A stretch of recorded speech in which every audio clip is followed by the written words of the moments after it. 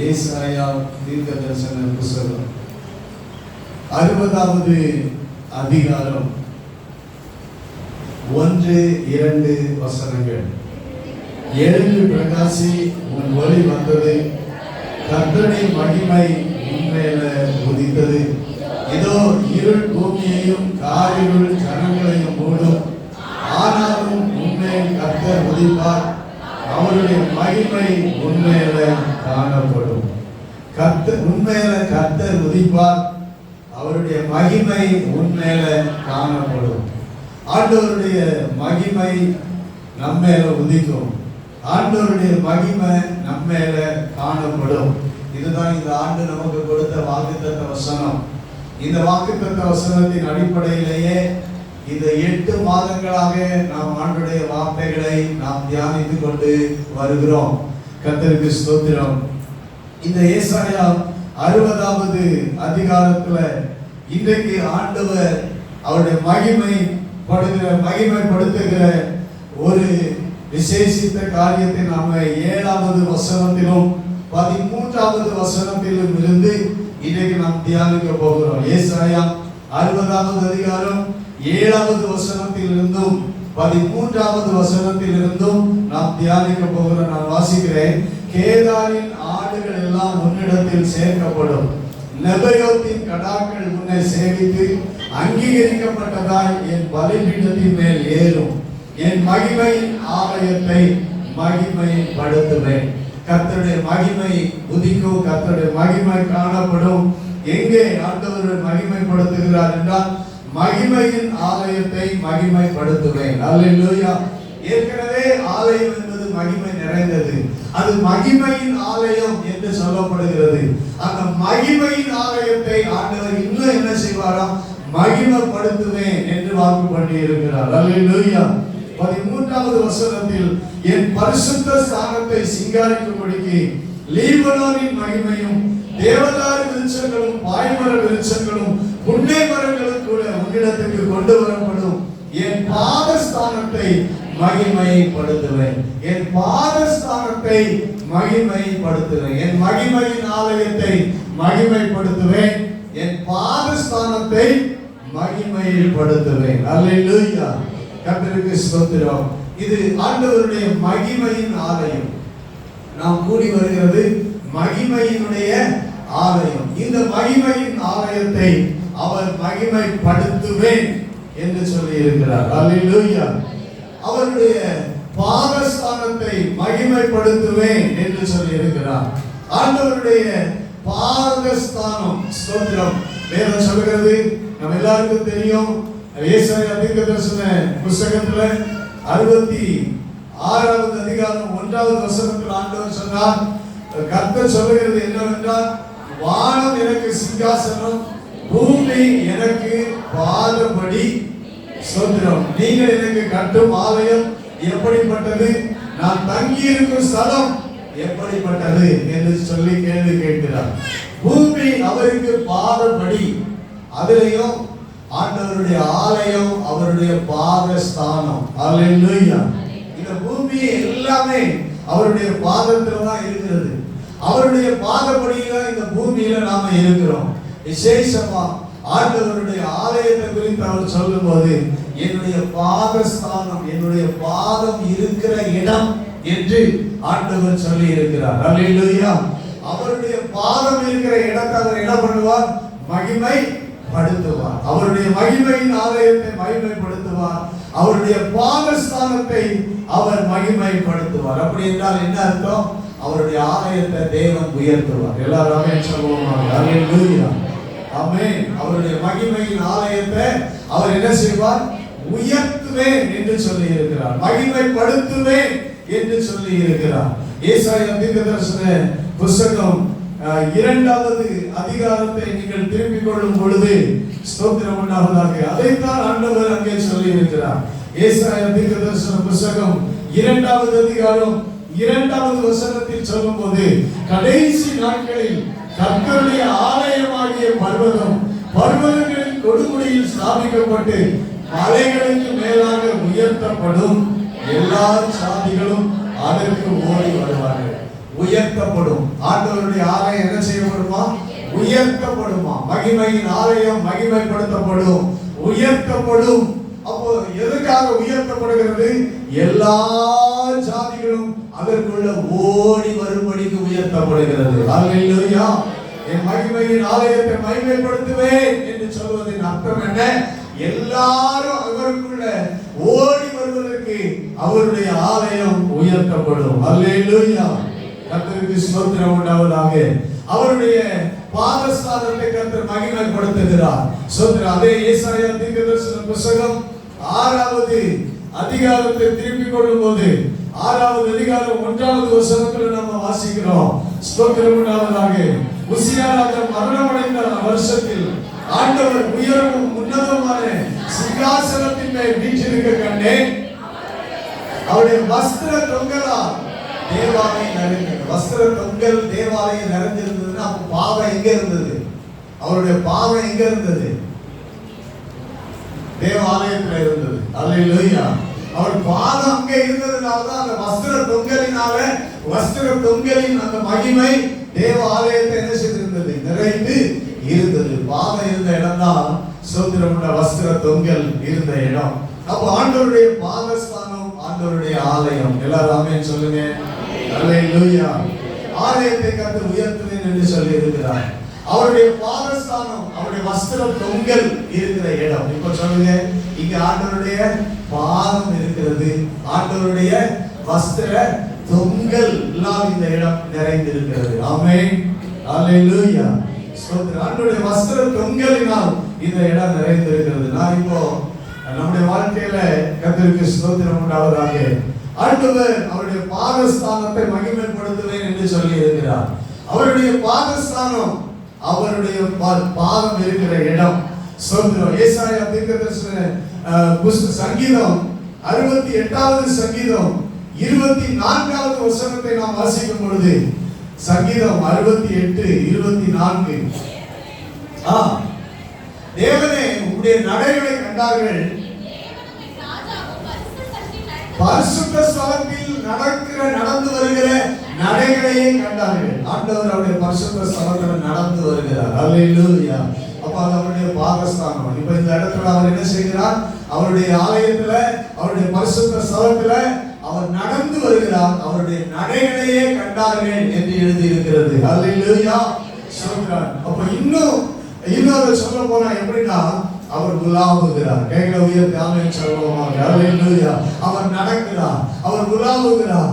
அவருடைய பாதம் இங்கே இருக்கிறது, அவருடைய வஸ்திர தொங்கல் இங்கே இருக்கிறது, அவர் உலாவி கொண்டிருக்கிறார். கர்த்தருக்கு ஸ்தோத்திரம் உண்டாவதாக. வெளிப்படுத்தின விசேஷம் 2வது அதிகாரம் 1வது வசனத்துல நாம் வாசிக்கிறோம், 7 பொன் குத்து விளக்குகளின் மத்தியில அவர் உலாவிக் கொண்டிருக்கிறார். அதாவது 7 சபையின் மத்தியில அவர் என்ன செய்கிறார்?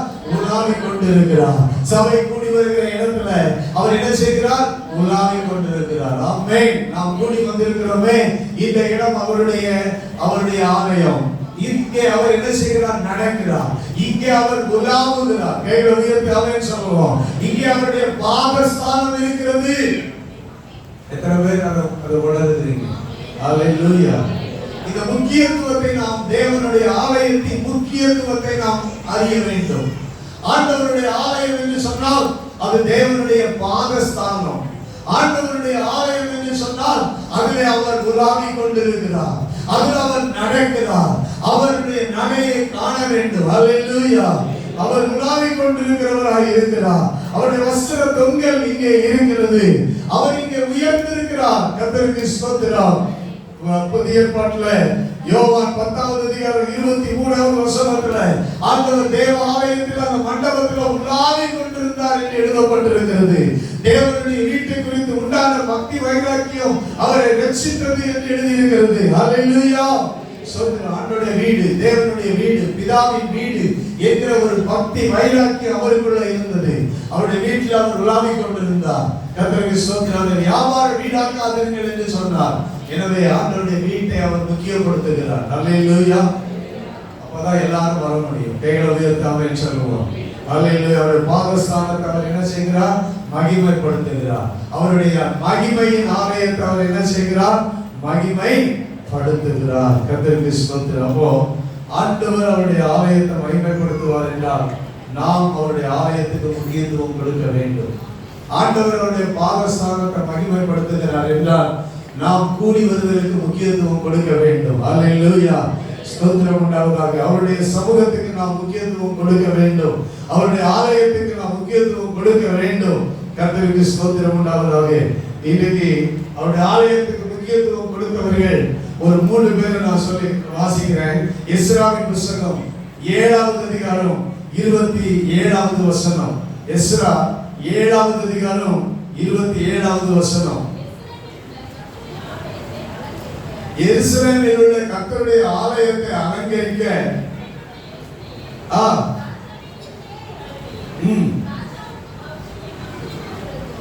ராஜாவுக்கும் அவருடைய மந்திரிமார்களுக்கும் ராஜாவின் கைக்குள்ளான பலத்தை எல்லாம் மகா பிரபுகளுக்கு முன்பாக எனக்கு தயவு கிடைக்க பண்ணின எங்கள் பிதாக்களின் தேவனாகிய கர்த்தருக்கு ஸ்தோத்திரம். எருசலேமில் உள்ள கர்த்தருடைய ஆலயத்தை அலங்கரிக்கிறதுக்கு இந்த மனுஷனுக்கு ஆண்டவர் கிருபை செய்தார். அல்லேலூயா, கர்த்தருக்கு ஸ்தோத்திரம் உண்டாவதாக. நெகேமியா 13வது அதிகாரம் 14வது வசனம். நெகேமியா 13வது அதிகாரம் 14வது வசனம். 13-14. என் தேவனே, நான் என் தேவனுடைய ஆலயத்துக்காகவும் அதன் முறைமைகளுக்காகவும் செய்த நற்கிரியைகளை குலைத்து போடாமல் இந்த காரியத்தில் என்னை நினைத்திருந்தோம். என் தேவனை, நான் என் தேவனுடைய ஆலயத்துக்காக அவருடைய ஆலயத்தினுடைய முறைமைக்காக செய்த நற்கிரியைகளை ஆண்டவர் நினைக்கிறவராக இருக்கிறார். சொல்லுவோமாக. அவருடைய ஆலயத்துக்காக நாம் செய்கிற ஒவ்வொரு நற்கிரியைகளையும் ஆண்டவர் நினைக்கிறவராக இருக்கிறார். ஸ்தோத்திரம் உண்டாகட்டும். இன்னொரு வசனத்தை நான் சொல்ல விரும்புகிறேன். 2 நாளாகமம் 24வது அதிகாரம் 16வது வசனம். 2 நாளாகமம் 24வது அதிகாரம் 16வது வசனம். அவன் தேவனுக்காகவும் அவருடைய ஆலயத்திற்காகவும் இஸ்ரவேலுக்கு நன்மை செய்தபடியினால் அவனை தாவீது நகரத்தில் ராஜாக்கள் அண்டையிலே அடக்கம் பண்ணினார்கள். யோய்தா என்கிற ஒரு மனிதனை நாம பார்க்கிறோம். இந்த யோய்தா தேவனுக்காகவும் தேவனுடைய ஆலயத்துக்காகவும் இஸ்ரவேலுக்காகவும் நன்மை செய்கிறவனாக இருந்தார். அல்லேலூயா. ஆண்டவர் எல்லாம் கவனிங்க. தேவனுக்காக, தேவனுடைய ஆலயத்துக்காக, தேவனுடைய ஜனங்களுக்காக யார் பிரயாசப்படுகிறார்களோ அவர்களை கர்த்தர் ஆசீர்வதிக்கிறவராக இருக்கிறார். அல்லேலூயா, ஆமென். கர்த்தருக்கு ஸ்தோத்திரம். தேவன் என்று வரும் பொழுது அடுத்த நிலைமை தேவனுடைய ஆலயத்துக்காக நாம் செயல்படணும். அல்லேலூயா, கர்த்தருக்கு ஸ்தோத்திரம். தேவனுக்காக, தேவனுடைய ஆலயத்துக்காக, தேவனுடைய ஜனங்களுக்காக யோய்தா அவன் நன்மை செய்தான், செயல்பட்டான். கர்த்தர் அவனை ஆசீர்வாதமாக மாற்றினார். எனவே இந்த காலை ஆராதனை வேளையில சொல்லுகிற தேவனுடைய ஆலயம் நமக்கு முக்கியமானது. அல்லேலூயா. தேவன் எப்படி நமக்கு முக்கியமானவரோ அதே போல தேவனுடைய சமூகம் நமக்கு முக்கியம். ஆமென் சொல்லுங்க. அல்லேலூயா. நீங்க ஆண்டவரை நேசித்தால் தேவனுடைய ஆலயத்தை நேசிப்பீர்கள். நீங்கள் தேவனை நேசித்தால் தேவனை ஆராதிப்பீர்கள். கைகளை உயர்த்தி ஆமென் சொல்லுவோம். நீங்கள் தேவனை நேசித்தால் தேவ சமூகத்தில் வந்து ஜெபிப்பீர்கள். அல்லேலூயா. தேவனுடைய ஆலயம் உங்களுக்கு முக்கியமானதாக மாறும். தேவனை நேசித்தால் கண்டிப்பாக அவர் உங்களை நேசிப்பார். தேவனை நேசிக்கிறவர்கள் என்று சொன்னால் கண்டிப்பாக தேவனுடைய ஆலயத்துக்காகவும் அவர்கள் நன்மை செய்கிறவர்களாக இருப்பார்கள். அல்லேலூயா, அல்லேலூயா, அல்லேலூயா. கர்த்தருக்கு ஸ்தோத்திரம். தேவனே அவருடைய ஆலயத்தை மகிமைப்படுத்துவார் என்றால் நீங்கள் நானும் தேவனுடைய ஆலயத்தை உயர்த்த வேண்டும். கைகளை உயர்த்தாமல் சொல்லுவோம். அல்லேலூயா. அவரே அவருடைய ஆலயத்தை உயர்த்துகிறார் என்றால் நாமும் உயர்த்த வேண்டும். கர்த்தருக்கு ஸ்தோத்திரம். இன்றைக்கு இந்த ஏசாயா 60வது அதிகாரம் 7வது வசனத்தை நாம் முழுமையாக தியானிப்போமாக. ஏசாயா 60வது அதிகாரம் 7வது வசனம். கேதாரின் ஆடுகள் எல்லாம் உன்னிடத்தில் சேர்க்கப்படும், நெபயோத்தின் கடாக்கள் உன்னை சேவித்து அங்கீகரிக்கப்பட்டதால் என் பலிபீடத்தின் மேலே ஏறும், என் மகிமையின் ஆலயத்தை மகிமைப்படுத்துவேன். மகிமையின் ஆலயத்தை மகிமைப்படுத்துவேன் சொன்ன இந்த இடத்துல ஒன்றை முக்கியப்படுத்துகிறார். ஏன் மகிமையின் ஆலயத்தை மகிமைப்படுத்துகிறார் அப்படின்னு சொல்றாருன்னா, கேதாரின் ஆடுகள் எல்லாம் அந்த ஆலயத்துல வரும், நெபயோத்தின் கடாக்கள் எல்லாம் அங்கீகரிக்கப்பட்டதாய் பலிபீடத்தின் மேல ஏறும். கைகளை உயர்த்தி ஆமென் சொல்லுவோம். ஹல்லேலூயா. ரெண்டு இந்த இடத்துல ஒன்றே ஆண்டவர் முக்கியப்படுத்துகிறார். ஸ்தோத்திரம் உண்டாதாக. கவனிங்க, அவருடைய ஆலயத்துல தேவனுடைய ஜனங்கள் இருக்கிறார். தேவனுடைய ஆலயம் எப்போதுமே எருசலேம்ல ரொம்ப முக்கியம். தேவ ஆலயம் யாருக்காக கட்டப்பட்டது? யூதர்களுக்காக கட்டப்பட்டது. யூதர்களுக்காக 12 கோத்திரங்களுக்காக கட்டப்பட்டது எருசலேம்ல தேவ ஆலயம். அல்லேலூயா. ஸ்தோத்திரம் உண்டாவதாக. ஆனா அதே இடத்துல வேற ஆடுகள் எல்லாம் வர முடியாது. வேற ஜனங்கள் எல்லாரும் என்ன செய்ய முடியாது? வர முடியாது. கர்த்தருக்கு ஸ்தோத்திரம். இஸ்ரவேல் 12 கோத்திரங்கள் தான் அங்க ஆண்டவரை துதிப்பதற்கு அந்த ஆலயத்தில் தேவ ஆலயத்துக்கு போக முடியும். அல்லேலூயா. 12 கோத்திரங்கள் தான் அங்க தொழுகை பண்ண முடியும். ஆனா மற்ற யாரும் அங்க என்ன செய்ய முடியாது? அந்த தேவ ஆலயத்துக்குள்ள தொழுகை பண்ண முடியாது. கர்த்தருக்கு ஸ்தோத்திரம். ஆனா இந்த வசனம் என்ன சொல்லுகிறது என்றால், கேதாரின் ஆடுகள் எல்லாம் உன்னிடத்துல சேர்க்கப்படும், நெபயோத்தின் கடாக்கள் உன்னை சேவித்து அங்கீகரிக்கப்பட்டதாய் என் பலிபீடத்தின் மேலே ஏறும். அதாவது கவனிங்க, யாக்கோபுக்கு 12 பிள்ளைங்க, 12 கோத்திரம் அப்படின்னு நாம சொல்றோம். ஆபிரகாமுக்கு 2 பிள்ளைங்க. ஆபிரகாமுக்கு 2 பிள்ளைங்க யாரெல்லாம்? ஈசாக்கும்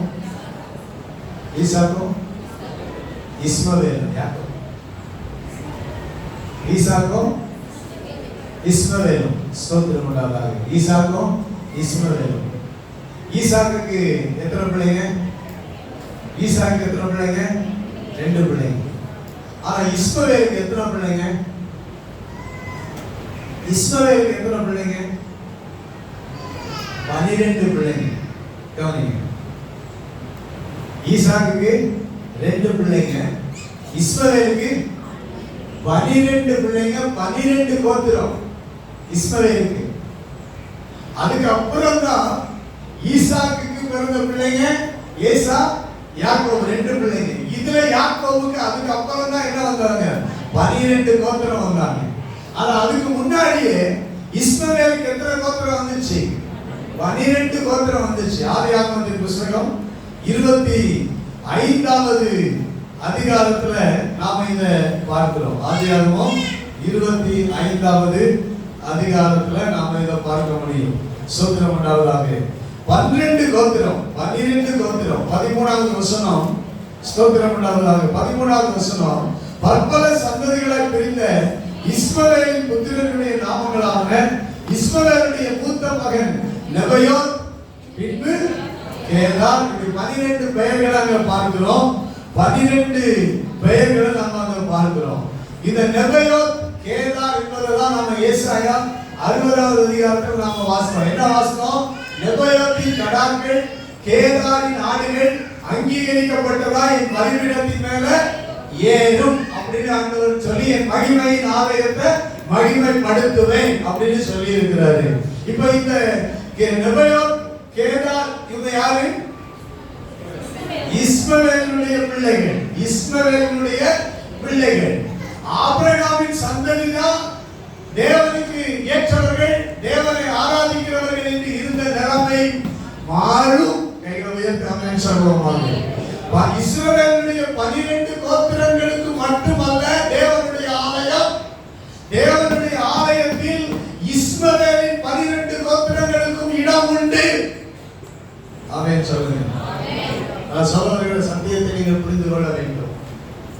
யாக்கோபுக்கு 12 பிள்ளைங்க, 12 கோத்திரம். 12 கோத்திரம் தான் தேவனுடைய ஜனங்கள் என்று அழைக்கப்படுகிறார்கள்.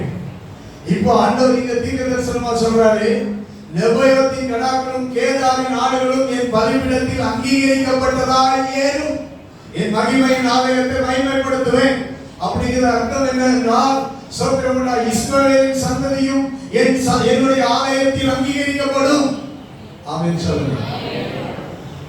யாக்கோபின் சந்ததியும், அதாவது ஈசாக்கு, ஆபிரகாம், ஈசாக்கு, யாக்கோபு சந்ததியும் என் ஆலயத்தில் அங்கீகரிக்கப்படுகிற தேவ ஜனமாய் மாறும். இஸ்மவேலின் சந்ததியும் என் ஆலயத்தில் அங்கீகரிக்கப்பட்ட சந்ததியாய் மாறும். அல்லேலூயா. இப்போ கவனிங்க, ஈசாக்கு யாரு? ஆபிரகாமின் மகன் ஈசாக்கு. இவன் சுதந்திரவாளி. சுதந்திரவாளியின் சந்ததியும் அங்கீகரிக்கப்படும். இஸ்மவேல் யாரு? அடிமை பெண்ணின் மகன். அடிமை பெண்ணின் மகன்.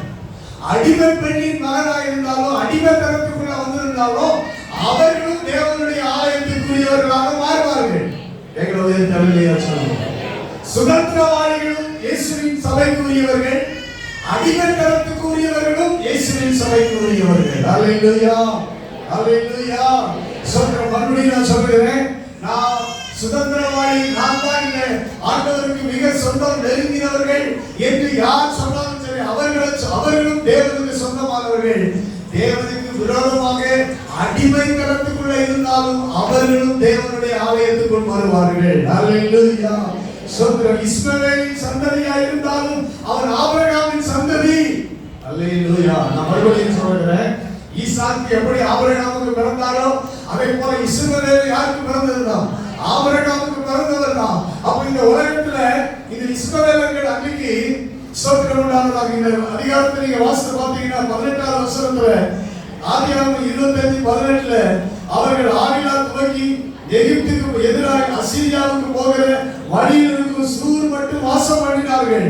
அதாவது இன்றைக்கு இருக்கிற ஈராக்கு, சவுதி அரேபியா, அந்த ஏரியாவில் இருக்கிற எல்லா இடத்திலையும் இந்த இஸ்மவேலர்கள் வாசம் பண்ணினார்கள். கர்த்தருக்கு ஸ்தோத்திரம் உண்டாவதாக. இந்த கனாக்கள், இந்த நெபயோத், கேதார், இவர்கள் எல்லாரும் ஆண்டவருடைய ஆலயத்தில் சேர்க்கப்படுவார்கள் என்று ஆண்டவருடைய வசனம் சொல்லுகிறது. ஹல்லேலூயா, ஆமென். ஒட்டுமொத்தத்தில் சொல்றேன், புறஜாதிகளாக இருந்தாலும் சரி, அவர்கள் யூதர்களாக இருந்தாலும் சரி, அவர்கள் அடிமை புறஜாதிகளாக இருந்தாலும் சரி, யாரா இருந்தாலும் சரி, ஆண்டவருடைய ஆலயத்துக்குள்ள எல்லாரும் வருவாங்க. ஆண்டவருடைய ஆலயம் உயர்த்தப்படும். சகல சாதிகளும் அதற்குள்ள ஓடி வருவார்கள். அல்லேலூயா, ஸ்தோத்திரம் உண்டாவதாக. அடிமைத்தனம் உள்ள அடிமை என்றும் இல்லை, சுயாதீனம் என்றும் இல்லை, எல்லாரும் தேவனுடைய ஆலயத்துக்குள் வருவார்கள். அல்லேலூயா. அதுதான் ஆண்டவருடைய ஆலயத்தை அவர் மகிமைப்படுத்துவது.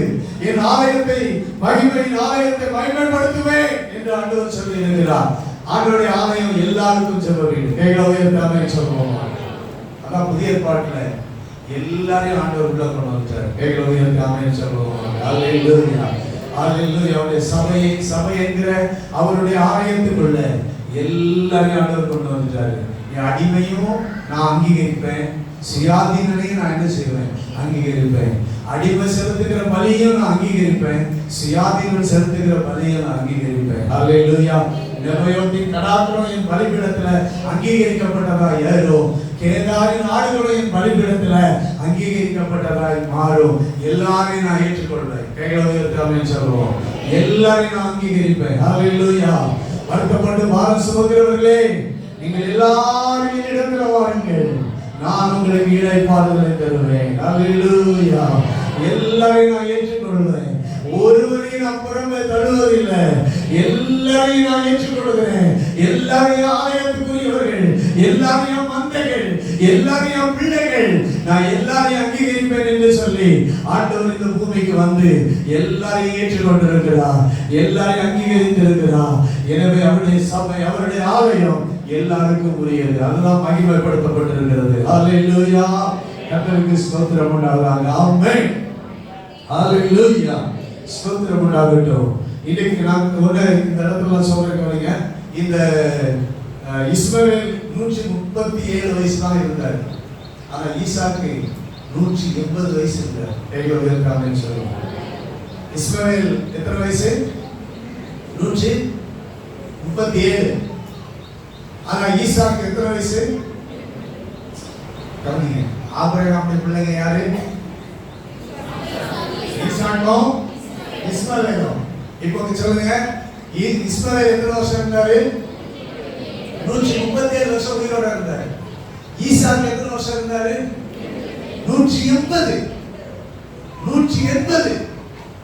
இப்போ கவனிங்க, இஸ்மவேலுக்கு எப்படி 12 கோத்திரம் இருந்தது இருந்தார்களோ அதே போல ஈசாக்கு யாக்கோபுக்கு 12 கோத்திரங்கள் இருந்ததை பார்த்தா. கைகளை உயர்த்தி ஆமென் சொல்லுங்க. உங்களுக்கு புரியுதுங்களா? ஸ்தோத்திரம்.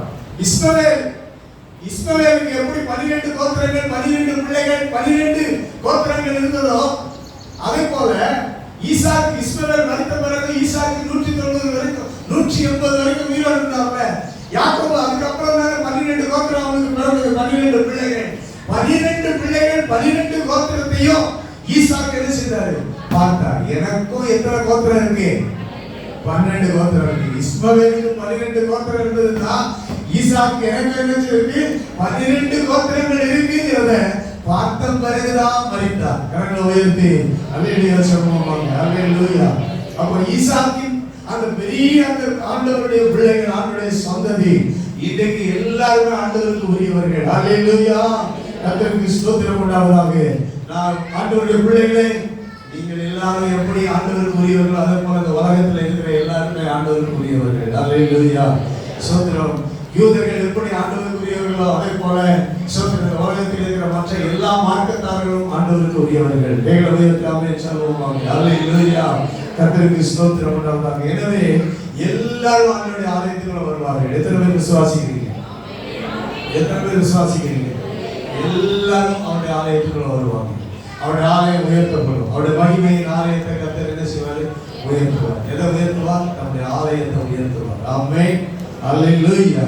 ஸ்தோத்திரம். அங்கீகரிக்கப்படும். இதுக்கு நான் வேற ஒரு காரியத்துக்குள்ள ஸ்தோத்திரம் உண்டாவதாக.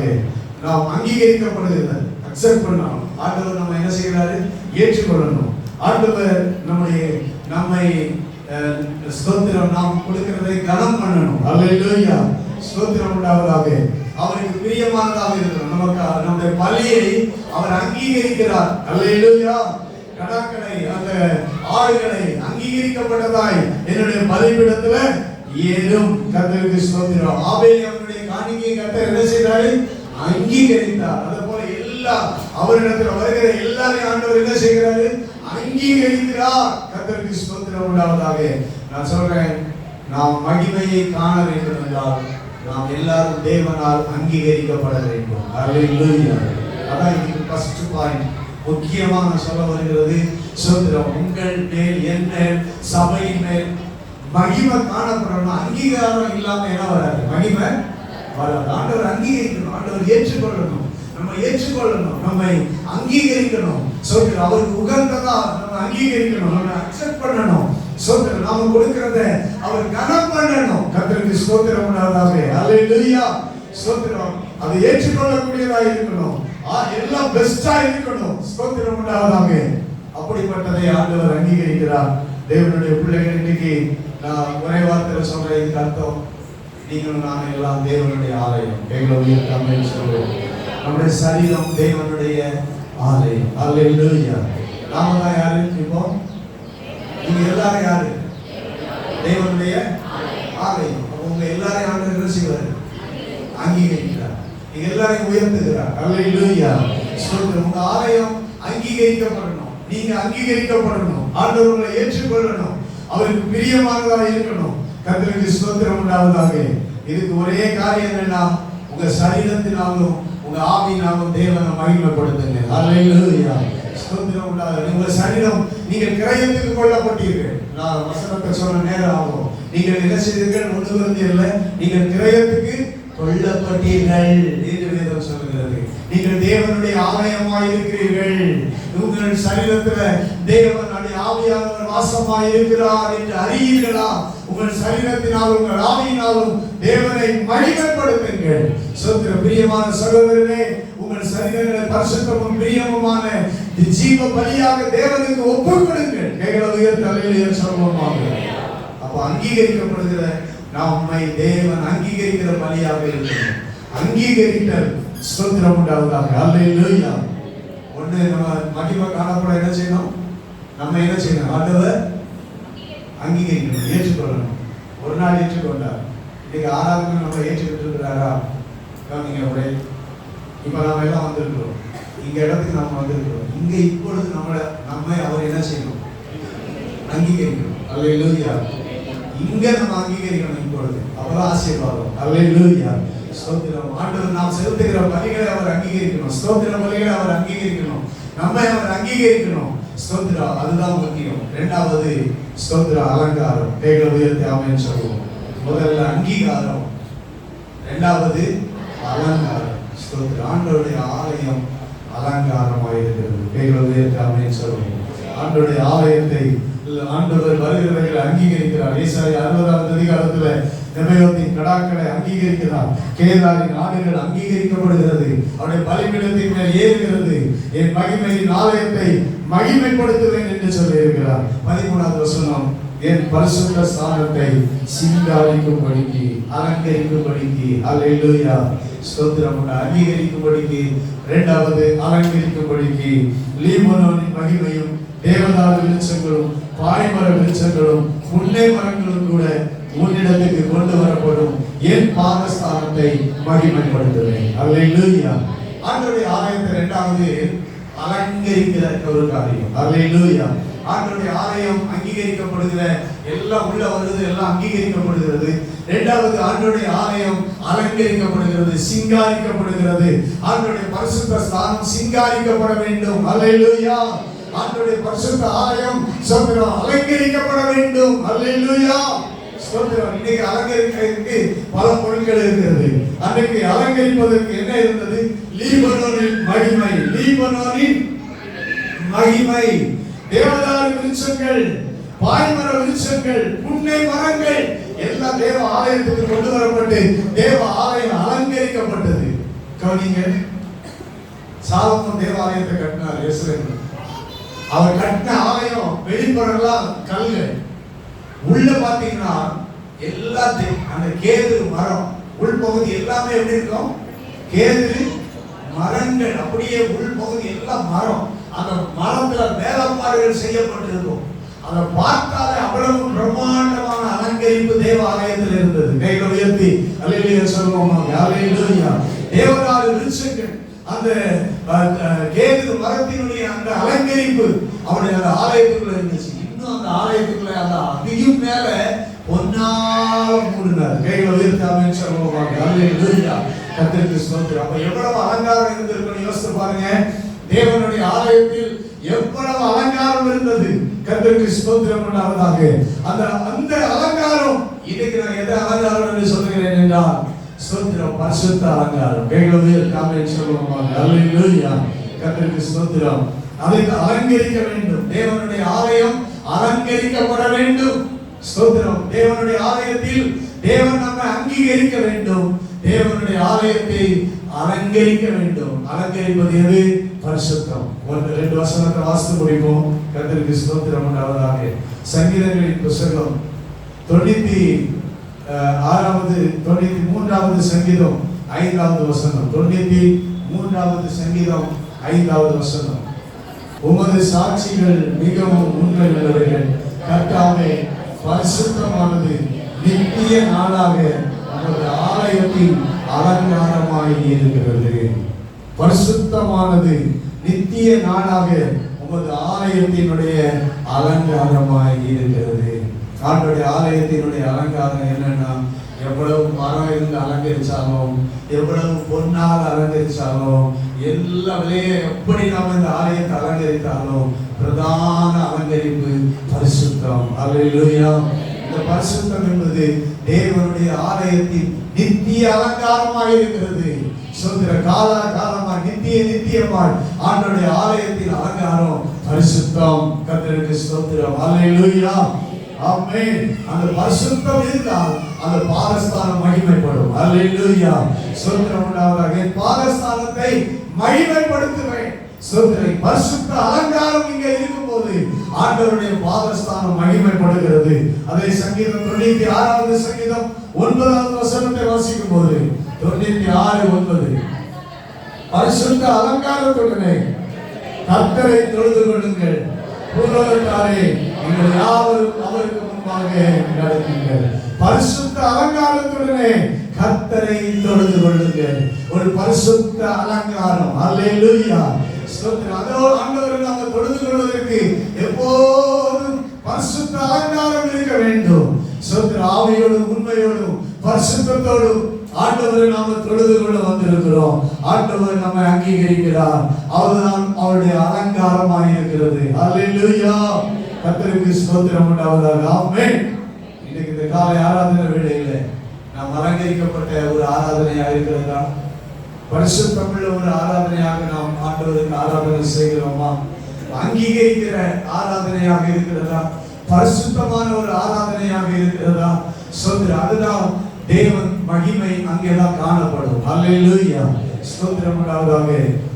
லீபனோனின் மகிமை. லீபனோன் முழுவதுமே விலை உயர்ந்த மரங்கள் உள்ள இடம், தேவதாரு விருட்சங்கள் உள்ள இடம். அந்த லீபனோனின் மகிமை ஆலயத்துக்குள்ள வந்தது. கர்த்தருக்கு ஸ்தோத்திரம். அல்லேலூயா.